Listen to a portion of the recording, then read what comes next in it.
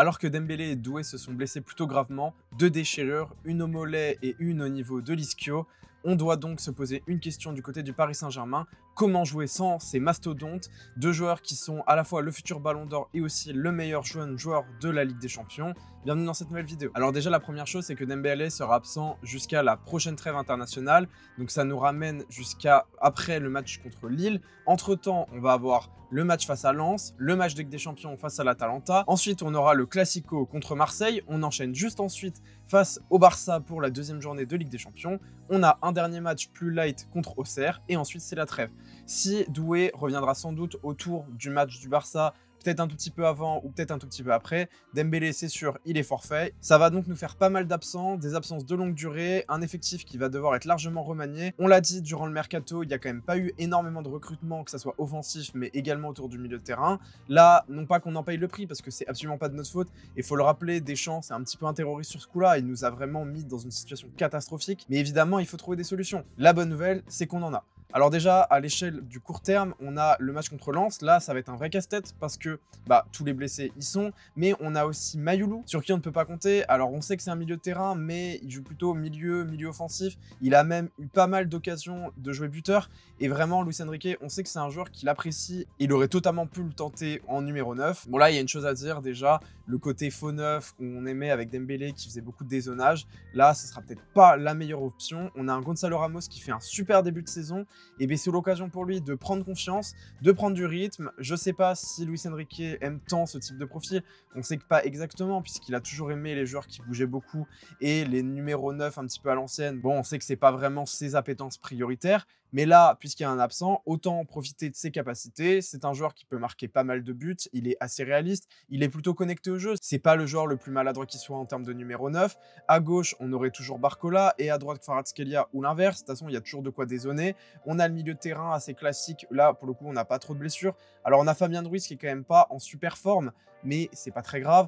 On a toujours Vitinha. On a au pire un Warren Zaïre-Emery si Fabien Ruiz il est pas encore hyper bon. On a aussi Joe Neves. Enfin bref, on a toujours notre socle au niveau du milieu de terrain. Donc la circulation du ballon, ça va le faire. L'animation offensive, en soi, elle n'est pas complètement folle, dans le sens où on a déjà vu des matchs contre Gonzalo Ramos, Kvaratskhelia et Barcola. Ça marchait, il n'y a pas besoin de tout changer. Maintenant, c'est sûr que c'est une première option que je propose, où là, on change l'animation et on joue avec un vrai numéro 9. Ça peut nous servir dans des matchs plutôt bloc bas, où on va avoir des équipes qui vont nous attendre. Et là, avoir un joueur qui peut mettre des têtes, qui est capable de trouver le bon espace et marquer en étant réaliste, c'est super pertinent. Je pense que ça peut tout à fait nous permettre de gagner. Maintenant, c'est évident, il y a 1 ou 2 matchs qui vont compter beaucoup. Le match face à Marseille, ils ont un très bon effectif, même si ils font pas un super début de saison et c'est un petit peu la crise. Ils ont quand même fait un gros mercato, ils ont recruté sur tous les postes. Il suffit de voir les recrues, il y a eu du Pavard, il y a même eu du Aubame qui revient. Enfin franchement, il y a eu plein de joueurs et des joueurs de talent, mais c'est surtout le match face au Barça. Là, évidemment, ils vont pas nous attendre, ils vont venir nous attaquer. Est-ce que Gonzalo Ramos sera capable de répondre aux défis? On a quand même des défenses en face qui est super pertinente. On a du Koubarsi qui fait très bien le taf, mais plus globalement, on a une animation qui marche bien. Et c'est vrai que le Barça, c'est une équipe qui est assez huilée. Bon, dans ce cas-là, je fais une deuxième proposition. Là, c'est une équipe un peu plus fluide. Donc, un numéro 9 qui serait très mobile. Ça pourrait être un Kvaratskhelia en buteur. On peut aussi mettre un Barcola, même si on sait qu'il n'a pas répondu hyper présent. Et un Lee Kang-in. Moi, je pense que vu le début de saison qu'il fait, il est très mobile, il est très propre. Alors, il est un peu yaourt nature par moment, mais c'est vrai qu'il a quand même marqué de beaux buts et il semble monter en niveau de la confiance. Est-ce que ce serait la saison de la révélation pour lui? Je pense que ça peut le faire. Maintenant, j'aimerais pas trop le tenter en faux neuf un petit peu à la Dembélé parce que on a déjà vu Luis Enrique le tenter et ça n'a pas été hyper bon. Je trouve que c'est pas là qu'on a une maximisation du talent de Kang-in Lee. Moi, je verrais plutôt des Barcola ou des Kvaratskhelia à ce poste et pourquoi pas tenter d'avoir de l'animation offensive avec même un Zaïre-Emery, Fabien Ruiz. Je sais pas, tenter quelque chose, mais en tout cas, essayer d'avoir de l'impact et essayer surtout d'avoir de la mobilité. Parce que j'adore Gonzalo Ramos, mais s'il se fait complètement bloquer, bouger par le bloc barcelonais, il y a un risque qu'il disparaisse et qu'on ne le voit plus. Moi, je pense qu'il faut donner de la confiance aux Sud-Coréens. Est-ce que Mayoulou sera revenu à ce moment-là? En vrai, c'est pas sûr parce qu'il est quand même vraiment salement amoché. Bon, s'il revient bien, pourquoi pas le tenter en faux neuf? C'est un joueur qui a étonnamment beaucoup de qualité à ce poste et moi, j'aime vraiment bien ce qu'il propose quand il joue. Et il a beaucoup de confiance du côté de Luis Enrique, donc c'est une vraie option.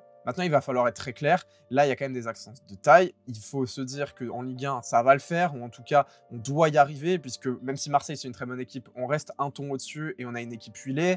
Le match face à Lens ou Auxerre, c'est des matchs face à des adversités qui sont en tout point inférieurs. Le match face à l'Atalanta, on reste favori selon moi, même si ça a rééquilibré les débats, parce que Gonzalo Ramos est quand même en forme. S'il était dans le niveau de méforme qu'il avait la saison précédente, là, j'aurais pas dit la même chose. Mais je pense qu'on a quand même de quoi l'emporter. Mais c'est vrai que face au Barça, moi, j'attends une bonne performance. J'attends qu'ils nous prouvent qu'ils ont quand même des ressources. Mais si on ne gagne pas, ce n'est pas grave. Moi, je ne les attends pas au tournant. De toute façon, on va avoir pas mal de matchs. On connaît le nouveau format où, de toute façon, le nombre de cartouches possibles est énorme. On peut faire 2-3 défaites et réussir quand même à se qualifier. Donc, c'est pas très grave si on n'y arrive pas. On a quand même des absences qui vont nous faire mal.